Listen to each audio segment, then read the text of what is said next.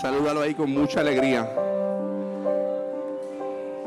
¿Y qué tal si ya que estás sentado, generalmente lo que hacemos es que nos pedimos que miremos a la persona que está detrás de nosotros y le digamos algo? Pero ¿qué tal si ahí donde estás cierras tus ojitos y comienzas a agradecerle a Dios por esta semana tan hermosa? Comienzas a darle gracias a Dios por el privilegio que te da de vivirla. Comienzas a darle gracias a Dios por tu familia. ¿Qué tal si ahí donde estás le dices gracias, Señor, por el hogar que me diste? Porque hoy mis pies me trajeron a este lugar. Porque tengo vista y puedo ver. Puedo ver a mis hijos y puedo ver a mis niños corriendo. ¿Qué tal si te detienes y le das gracias a Dios porque hoy pudiste despertar y respirar? ¿Qué tal si le das gracias a Dios por tus amigos, por tu familia? ¿Y qué tal si hablas con Él y le dices, Señor, tú que me diste todas esas cosas, hoy yo te agradezco por lo bueno que tú eres, por lo fiel que tú eres, por lo bueno que has sido a mi vida, independientemente de mis procesos. Tú eres el Dios que me ha suplido en medio de toda circunstancia. ¿Y qué tal si ahí mismo le dices, Señor, yo necesito que tú hoy me hables? ¿Qué tal si comienzas a pensar todos los momentos en donde Él ha sido fiel sobre tu vida y le dices, gracias, Señor, pero hoy una vez más necesito que hables a mi vida? Necesito que tu Espíritu Santo me sane, Señor, me renueve. No puedo sin ti. Padre, ¿qué tal si le dices, Padre, yo vine hoy a verte a ti? La iglesia está linda, todo está brutal, pero yo vine a encontrarme contigo. Quiero tener una relación directa contigo.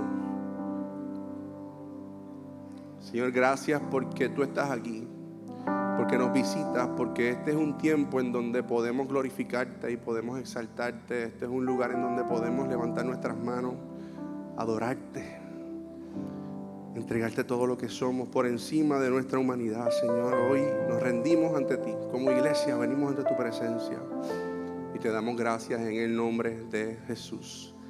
Amén, amén, amén, amén. Ahora, ¿qué tal si en ese mismo ambiente tú mismo te das un fuerte aplauso porque viniste en la mejor actitud?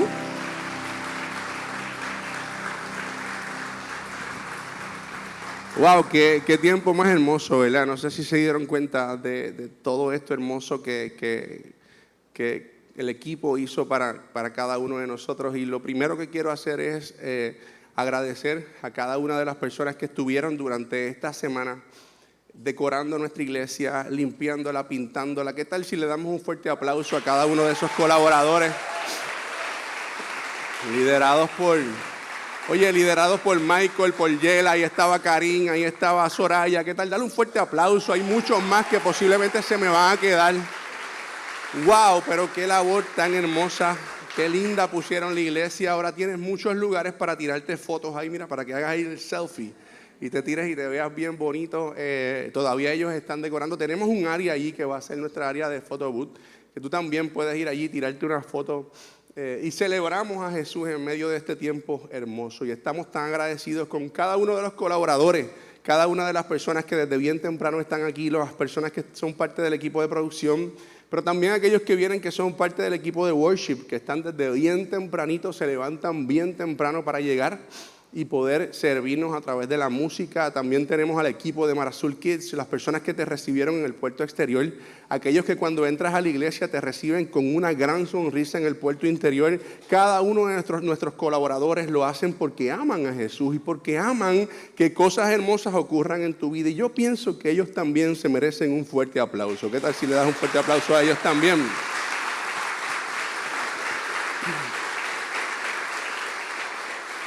Es hermoso ver cómo nuestra iglesia sigue creciendo, ¿verdad? Y lo hermoso de todo esto es que no solo sigue creciendo, sino que muchas más personas se siguen acercando y siguen sirviendo junto a nosotros. Y es bien bonito porque cada día más personas se unen a la familia de Cristo, ¿verdad? Lo que nosotros somos como Mar Azul, y cosas hermosas continúan ocurriendo, ¿verdad? Hoy comenzamos nuestra última serie del año, la cual hemos titulado Admirable, ¿verdad? Y sucede que el corazón detrás de esta serie es que durante esta temporada tan festiva, viendo que nosotros posiblemente somos el país en donde las navidades son más largas en el mundo, porque lo somos, ¿verdad? Y las octavitas y las extra octavitas y seguimos por ahí para abajo y todavía estamos en marzo y todavía estamos celebrando Navidad y algunas personas todavía tienen los árboles puestos, todavía tenemos las luces puestas porque este es el país que posiblemente, en donde tenemos posiblemente las Navidades más largas del mundo, ¿verdad? Entonces nuestro deseo como iglesia es que en este tiempo nosotros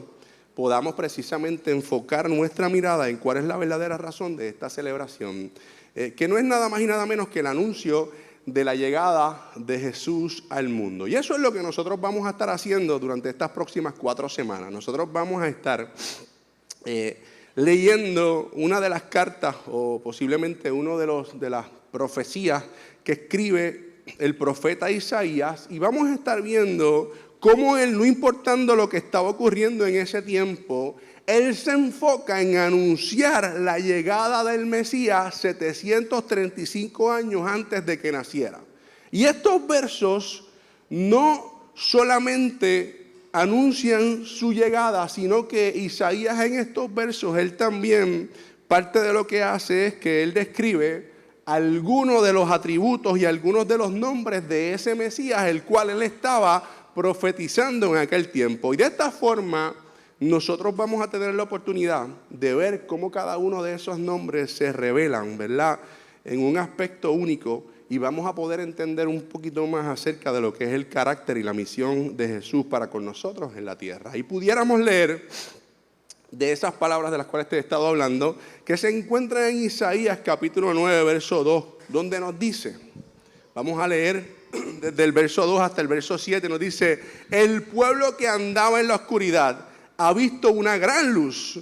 Sobre los que vivían en tierra de sombra de muerte, una luz ha resplandecido.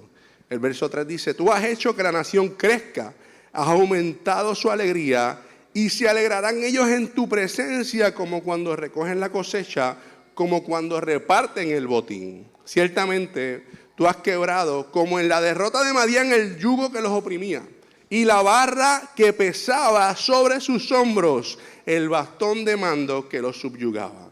Todas las botas guerreras que resonaron en la batalla y toda la ropa teñida en sangre serán arrojadas al fuego, serán consumidas por las llamas. Entonces en el verso 6 nos dice: porque nos ha nacido un niño, se nos ha concedido un hijo, soberanía reposará sobre sus hombros, y se le darán estos nombres: Consejero admirable, Dios fuerte, Padre eterno, Príncipe de paz. Y dice en el 7, se extenderán su soberanía y su paz, y no tendrán fin. Dice: gobernará sobre el trono de David y sobre su reino, para establecerlo y sostenerlo con justicia y rectitud desde ahora y para siempre. Esto lo llevará a cabo el celo del Señor de los ejércitos. Y definitivamente estos versos en sí mismos son hermosos.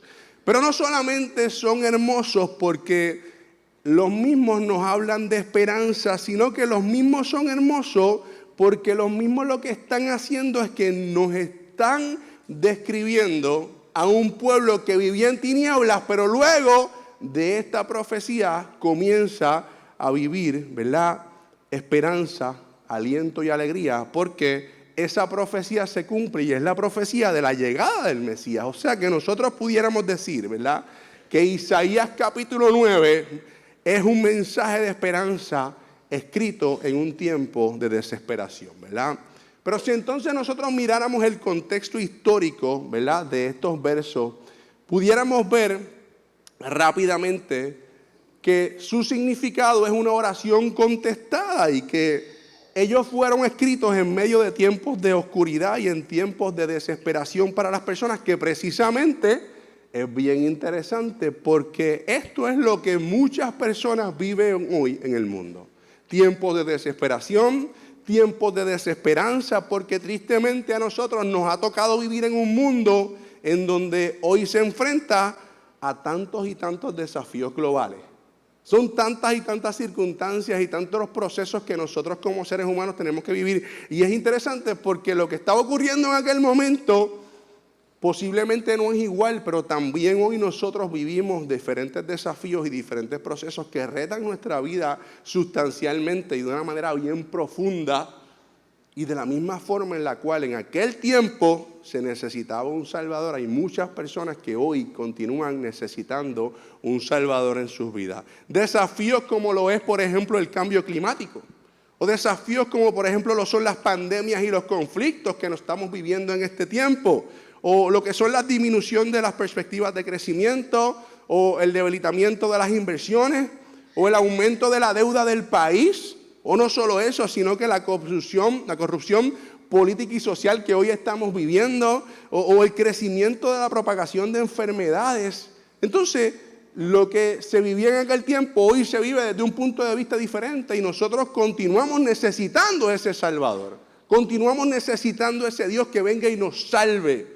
Y es hermoso porque su sacrificio se hace presente no solamente en un momento, sino que es constante.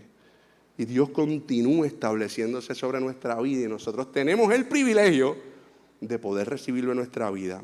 Entonces este pasaje lo que está haciendo es que está encerrando ese tiempo que se vivió y el mismo se conoce como una profecía mesiánica, ¿verdad? Que es una profecía que anuncia la futura llegada, ¿verdad? Del Mesías Salvador, que es lo que muchas personas, como te estoy diciendo, necesitan hoy. Necesitan que nosotros le mostremos a ese Mesías Salvador. Es por eso que hacemos Sirve la Mesa. Es por eso que hacemos No hay pavo, pero hay pollo, que posiblemente da un poquito de risa cuando decimos no hay pavo, pero hay pollo. Pero lo cierto es que dentro de esta dinámica o dentro de ese título que puede ser un poquito funny, lo cierto es que nos invita a que nosotros podamos abrir nuestras mesas para que personas puedan llegar a nuestras casas y a través de eso puedan conocer el amor de Jesús. Y no sé cómo te fue, posiblemente te fue extraordinario, posiblemente fue un poco más retante para ti esa semana, o posiblemente lo hiciste, pero lo hiciste en tu casa con tu familia. Pero lo cierto es que tuvimos el privilegio de servir a más de 3,200 mesas y yo creo que eso es motivo de celebración. Porque como iglesia nos volcamos a hacer eso que Dios nos manda a hacer, ¿verdad? Porque Dios nos envía a que nosotros podamos llevar ese evangelio que tanto las personas necesitan. ¿Qué era lo que estaba sucediendo en aquel momento, en ese tiempo, cuando Isaías habla esa palabra? Entonces, para aquel tiempo difícil, ¿verdad? En ese contexto cultural en donde Isaías está inspirado, ¿verdad? Y habla a través del Espíritu de Dios. Y lo que él está haciendo es que está proclamando el futuro. Y le habla al pueblo y le dice que Dios iba a traer liberación a su pueblo y que su reino iba a ser un reino de justicia y de paz a través del Mesías. Y fíjate en el verso 2 que nosotros acabamos de leer, ¿verdad? Nosotros vamos a tener la oportunidad de ir tocando algunos versos en donde vamos a atender algunas cosas que Dios quiere hablar a nuestra vida a través de este mensaje. Isaías capítulo 9, verso 2 nos dice que el pueblo que andaba en la oscuridad ha visto una gran luz. Sobre los que vivían en tierra de sombra y de muerte, una luz ha resplandecido. Y definitivamente esto Isaías lo estaba profetizando, porque hasta ese momento ellos no lo estaban viendo. Era una profecía, era algo que Isaías estaba hablando para que ellos entendieran que eso iba a ocurrir y que Dios se iba a manifestar a través de eso. Pero entonces, ¿cuál era esa gran luz? ¿Cuál era esa gran luz de la cual estaba hablando Isaías? Porque él estaba hablando y decía que esa luz iba a brillar en las tinieblas. Pues mira, esa luz de la cual estaba hablando Isaías es la misma luz que nos habla en Juan capítulo 1, el Evangelio de Juan, en el capítulo 1, cuando Juan comienza el Evangelio, que comienza diciendo, en él estaba la vida y esa vida era la luz de la humanidad. La luz brilla en las tinieblas y las tinieblas no han podido extinguir. Era la misma luz de la cual ellos estaban hablando. Y esa era una luz que según Juan vencía las tinieblas y era una luz que nada podía detenerla. Era la misma luz. Y de la luz que estaba hablando tanto Isaías como Juan, el apóstol, era de Jesús. Esa luz que nació en nosotros. Esa luz que de momento vino y por lo cual nosotros hoy estamos aquí. Porque déjame decirte que tú no viniste a verme a mí hablando la palabra. Tú viniste a encontrarte con esa luz. Porque tú la necesitas día a día. De esa luz estaba hablando tanto el profeta Isaías como el apóstol Juan, ¿verdad? Más adelante en los versos capítulo 9, versos 3 y 4 nos dice, tú has hecho que la nación crezca, has aumentado su alegría y se alegrarán ellos en tu presencia como cuando recogen la cosecha, dice, como cuando reparten el botín. Y fíjate que nos dice, tú has hecho que la nación crezca. Y cuando Él está hablando de ese crecimiento, Él se está refiriendo, ¿verdad?, a la inclusión de las naciones en el reino de Dios a través de Jesús. Y familia, yo tengo que decirte que en esa profecía estábamos contados tú y yo. Estabas contado tú, estabas contado tú, estabas contado tú, estabas contado tú. Todos nosotros estábamos contados. Y estaba contado yo también. Porque en medio de esa situación, Dios lo que estaba haciendo es que estaba pensando en cada uno de nosotros. Porque con Jesús, Dios lo que hizo fue que entregó al mundo una esperanza. Hoy tú tienes una esperanza. Hoy yo tengo una esperanza. Y esa esperanza fue entregada por Dios en Jesús a cada uno de nosotros. Pero más adelante, en ese mismo verso 3b nos dice, y se alegrarán ellos en tu presencia como cuando recogen la cosecha, como cuando reparten el botín. Entonces ahí Isaías lo que está haciendo es que está utilizando dos perspectivas. Él está utilizando la perspectiva de aquel que cosechaba, porque para aquel tiempo tú tenías dos trabajos que hacer. O uno podía ser que tú eras una persona que cosechaba algo, ¿verdad? O que eras una persona que trabajabas desde el punto de vista del contexto agrícola, o eras una persona que trabajaba desde el punto de vista del contexto militar, ¿verdad? Eso eran dos de los trabajos que tú podías hacer en aquel momento, a menos que fueras carpintero, ¿verdad? O hicieras otra cosa, pero todo tenía que ver con eso. Y Él está estableciendo, y cuando Él habla ya sea de la cosecha o del botín, lo que Él estaba hablándoles era que Él estaba recordando esa alegría que ellos sentían cuando ellos tenían una provisión abundante de parte de Dios. Estaba diciendo, de esa misma forma en la cual tú te alegras cuando viene una provisión abundante de parte de Dios, porque lo que tú sembraste se dio y de momento tú estás cosechando lo que tú sembraste, esa alegría que tú sientes por dentro, que tú sientes en tu corazón, esa es la misma alegría que tú vas a sentir cuando venga este Salvador. Pero también nos habla del botín. Y nos está hablando del botín, y esto simboliza la victoria sobre sus enemigos. Y cuando habla de esto, dice, si tú eres una persona que eres militar, ¿cómo tú te sientes cuando tú ganas una batalla? ¿Cómo tú te sientes cuando a ti te toca repartir ese botín? Hay una alegría, hay algo profundo dentro de ti que tú comienzas a sentirte alegre. Pues eso es lo que le estaba diciendo. De esa misma forma tú te vas a alegrar. Como cuando recibes una cosecha o como cuando tú tienes ese botín de guerra y tú comienzas a repartirlo porque tú sabes que hay bendición en medio de ese botín. Y de eso era que le estaba hablando el profeta Isaías al pueblo en ese momento. También más adelante en el verso 6, ¿verdad?, continúa diciéndonos, yo te pongo ahora como luz para las naciones a fin de que lleves mi salvación hasta los confines de la tierra. Y ahí lo que nos está hablando, familia, es la responsabilidad que nosotros tenemos como sus discípulos de expandir el evangelio, ¿verdad? Que no es nada más y nada menos que lo que nos habla Mateo capítulo 28, verso 19, cuando Jesús se reúne con sus discípulos y les da lo que nosotros conocemos, ¿verdad?, como la gran comisión. Cuando le dice, por tanto, vayan y hagan discípulos de todas las naciones, bautizándolos en el nombre del Padre, del Hijo y del Espíritu Santo. Y esto lo que está haciendo es que le está dando una dirección, ¿verdad?, sobre cuál es nuestro llamado y nuestro propósito como sus discípulos. Porque en ocasiones lo que nos sucede es que como iglesia hemos estado un poquito ambivalentes en términos de que alguien te pregunta, ¿cuál es tu llamado? ¿A qué Dios te llamó? Y ahí tú comienzas a pensar y comienzas, pues mira, yo ni sé. Yo no sé ni cuál es mi propósito, porque yo sé que algunos son pastores, yo sé que otros son evangelistas, y otros hacen esto, y otros son a lo otro, y otros hacen aquello. Pues lo cierto es que todos tenemos un mismo llamado, y es el llamado de predicar a Jesús a toda criatura. O sea que cuando hoy a ti te pregunten, o mañana durante este mes, y te digan, ¿a qué tú fuiste llamado? ¿Cuál es tu propósito? A llevar a Jesús a cada nación, a predicar el evangelio en cada lugar que yo me pare. Eso es lo que Dios nos ha llamado, independientemente hayan roles. Que tú puedas entender que tú tienes un llamado al igual que lo tengo yo.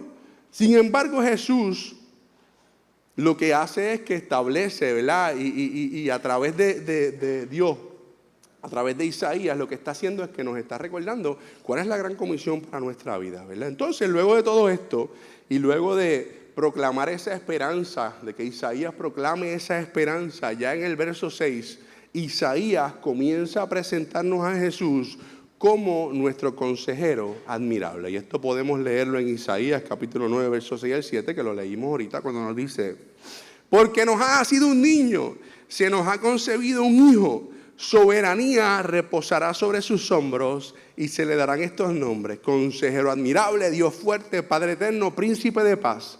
Y el 7 dice: se extenderán su soberanía y su paz y no tendrán fin.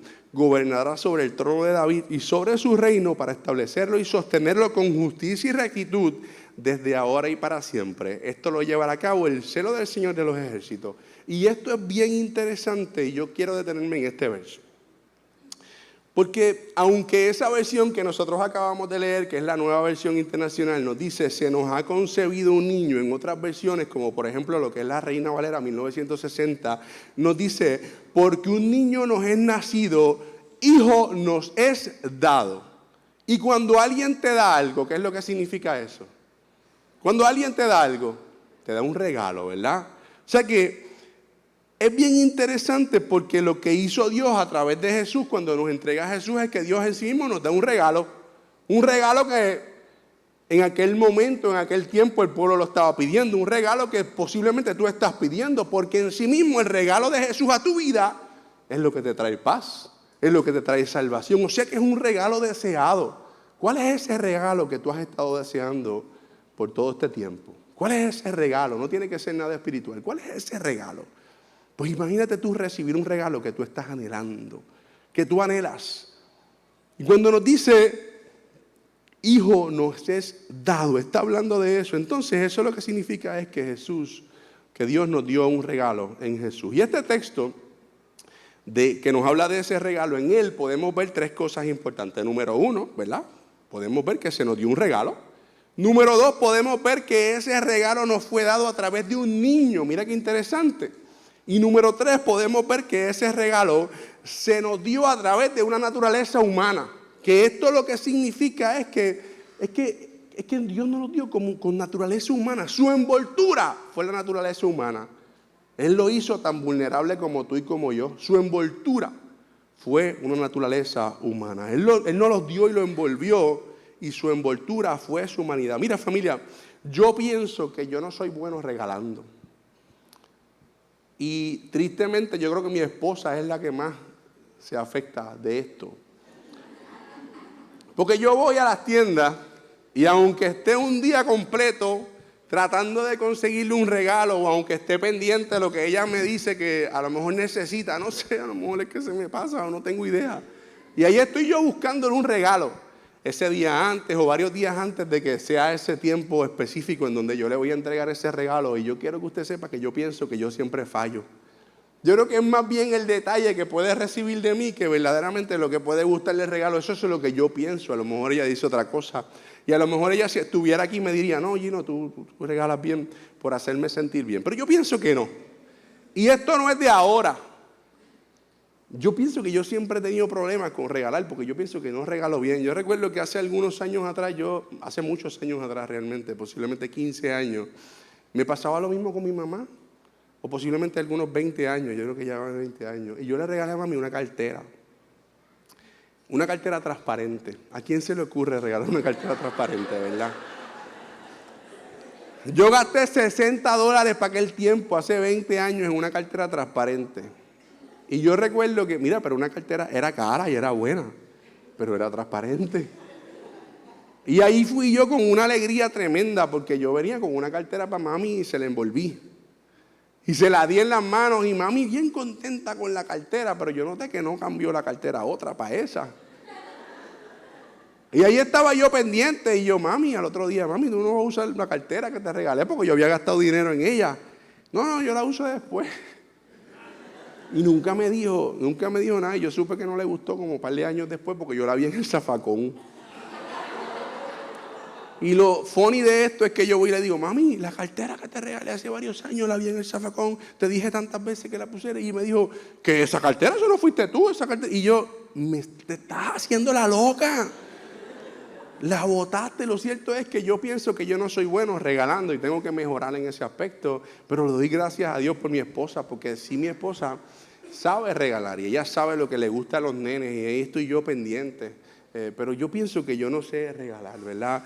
Pero podemos ver ahí que en sí mismo Dios nos dio a Jesús a nosotros como un regalo que no era merecido, pero era un regalo que nosotros necesitábamos. ¿Cuántas veces tú has recibido un regalo que posiblemente no lo mereces, pero verdaderamente lo necesitas?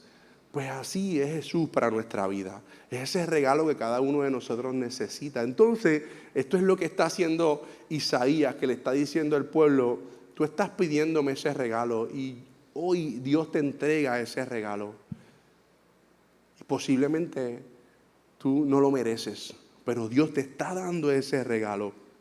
Y eso es una de las cosas que podemos ver ahí. La otra de las cosas que podemos ver ahí es que nos habla Isaías.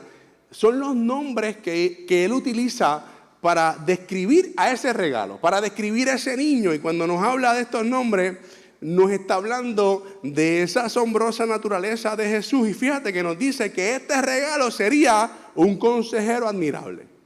Y nos dice que este regalo sería un Dios fuerte. Y nos dice que este regalo sería un Padre eterno y que sería un príncipe de paz. Y esto nos habla, familia, no solamente del amor de Dios por nosotros, sino que también nos habla de su compasión hacia nosotros y de esa gracia y de esa sabiduría que cada uno de nosotros necesita. ¿Por qué? Porque cada una de esas cosas en sí misma nosotros podemos ver que nuestro Dios y nuestro Salvador es admirable.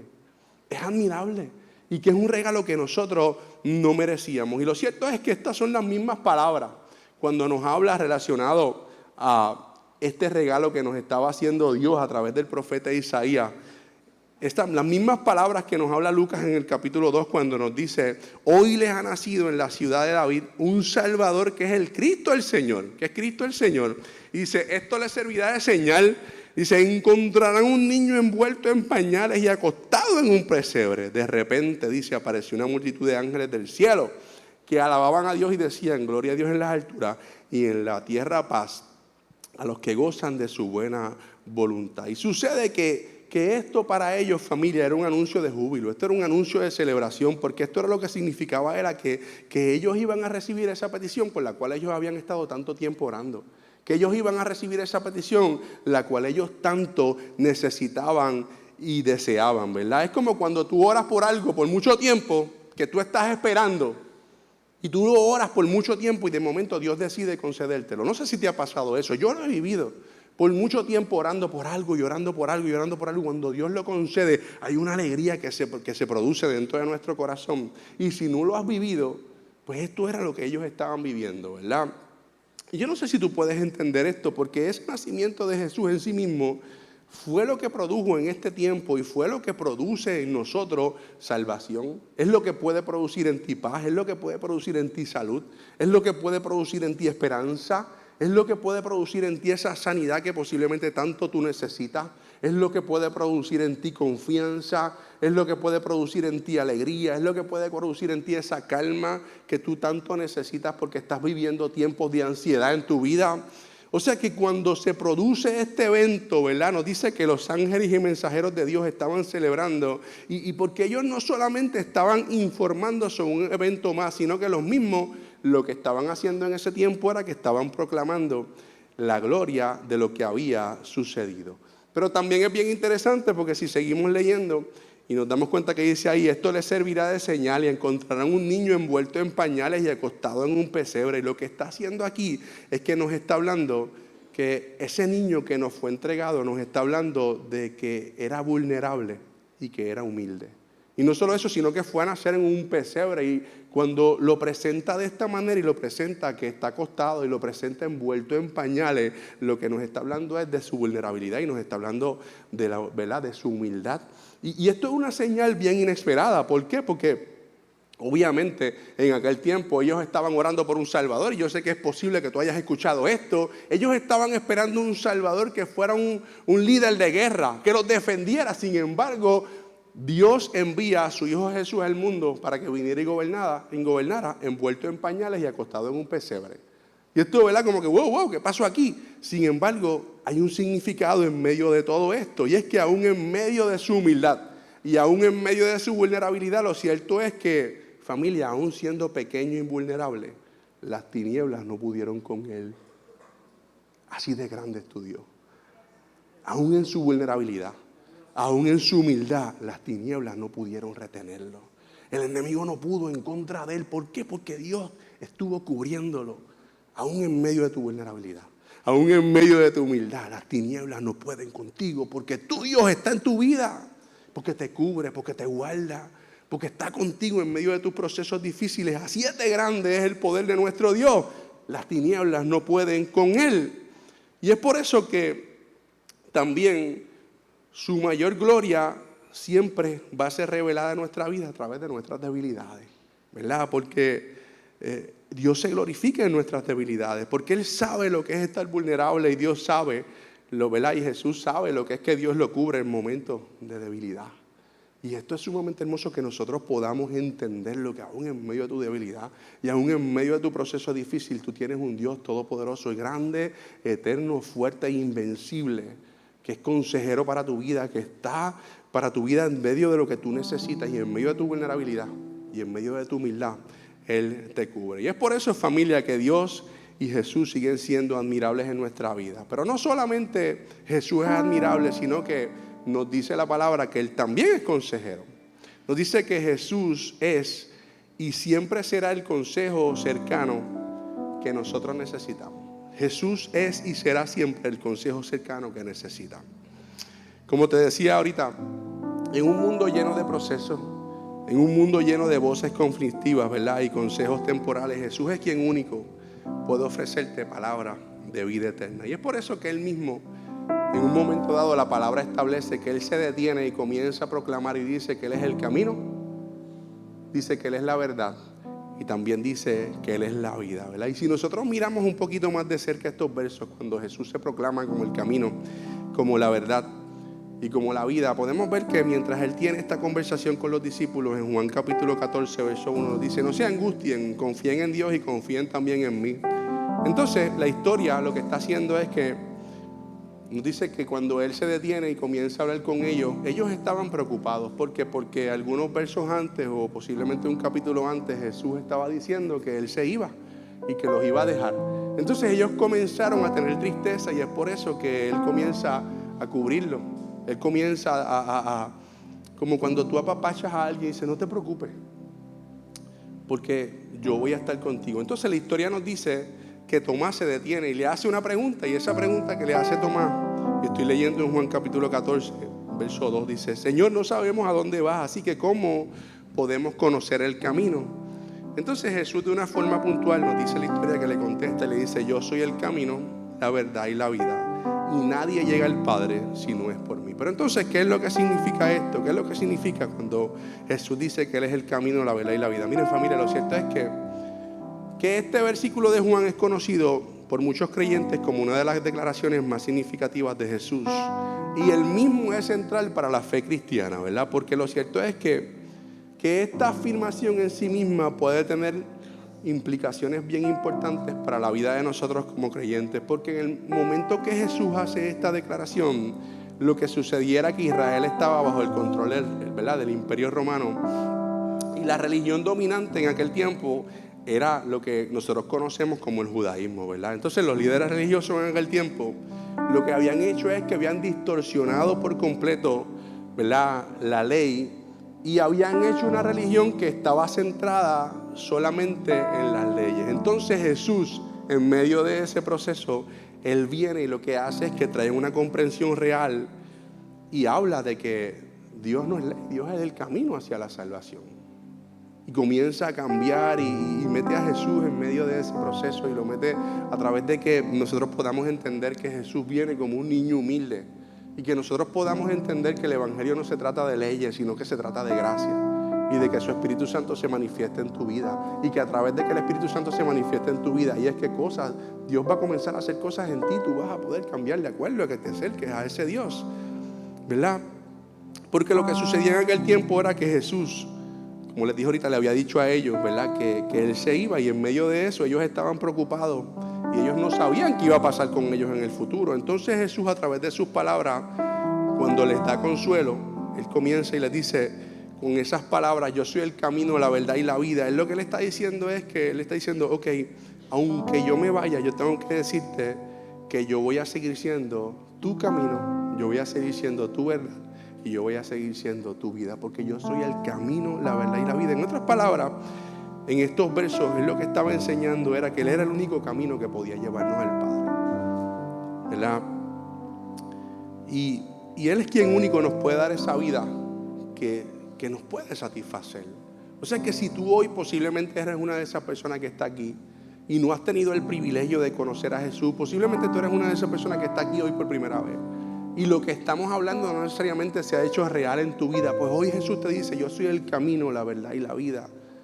Y aún que haya momentos en donde tú posiblemente no necesariamente sientas que yo estoy tan cerca de ti, si tú te acercas a mí, yo te voy a mostrar el camino, te voy a mostrar la verdad y te voy a dar la vida que tanto tú necesitas. Entonces precisamente eso es lo que Él estaba haciendo, ¿verdad? Y lo que Él hace constantemente, que Él nos invita a que nosotros podamos recibirlo como ese admirable Salvador que tanto nosotros necesitamos, que nosotros podamos recibirlo como ese consejero que puede estar contigo en cada aspecto de tu vida, ¿verdad? Y a través de esto Él lo que está haciendo es que nos está diciendo que Él no es un Dios distante, sino que Él es un Dios cercano, para que tú puedas entender que Él está más cerca de ti de lo que tú puedes pensar o imaginar, en medio de tu proceso, en medio de tu circunstancia difícil, en medio, como te dije ahorita, de tus vulnerabilidades, en medio de tu humildad. Él es el Dios que se levanta, cubre tu vida y hace cosas hermosas en ti, como te decía ahorita, aunque no lo merezcamos. ¿Qué tal si te pones de pie, iglesia? Entonces, dentro de un mensaje tan hermoso como este, que lo que está haciendo es que nos está invitando a comenzar la Navidad de la forma correcta, ¿cómo tú recibes este mensaje? ¿Cómo tú recibes el poder entender que ese Dios admirable hoy te está invitando a que tú puedas conocerlo mejor, y te está invitando a que tú puedas entender que en medio de tus procesos difíciles Él está contigo? Y posiblemente tú eres una de esas personas que está aquí hoy por primera vez y estás recibiendo este mensaje y me puedes decir: caramba, Gino, yo llegué hoy por primera vez y tú me estás hablando del consejero admirable. Sí, eso es lo que necesitas. Y me estás hablando de un Salvador que Isaías profetizó. Sí, eso es lo que necesitas. Y hoy Jesús te invita a que tú puedas tener una experiencia con Él. Pero posiblemente llevas algún tiempo en nuestra iglesia y este mensaje en sí mismo también ha tocado tu vida, porque necesitabas volver a refrescar esta palabra que hoy nos fue dada, que Él es nuestro consejero, nuestro Salvador, nuestro príncipe de paz, nuestro Dios fuerte, nuestro Dios invencible, y que podemos ir a Él cuando nosotros lo necesitemos. Entonces, yo quiero orar, pero si tú eres una de esas personas que sientes en tu corazón responder a este llamado, yo te pido que tú pases aquí al frente. Nosotros queremos orar por ti. Todos los domingos hay diferentes líderes que están esperando a que tú pases, porque nosotros queremos orar por ti. No te vayas con esa carga, no te vayas con ese proceso. Entiende que Dios quiere bendecirte. Señor, en el nombre de Jesús venimos delante de tu presencia. Gracias porque nos permites predicar tu palabra, porque tú estás aquí. Hoy hemos hablado, Señor, y hemos comenzado una serie que nos habla de que tú eres nuestro consejero admirable. Y te damos gracias por tu misericordia, Señor amado, y gracias por tu presencia, por tu perdón y por tu Espíritu Santo. Y abrimos este espacio, Señor, para que personas vengan aquí, que tu gracia y tu Espíritu Santo sea extendida sobre ella. En el nombre de Jesús. Amén, amén, amén.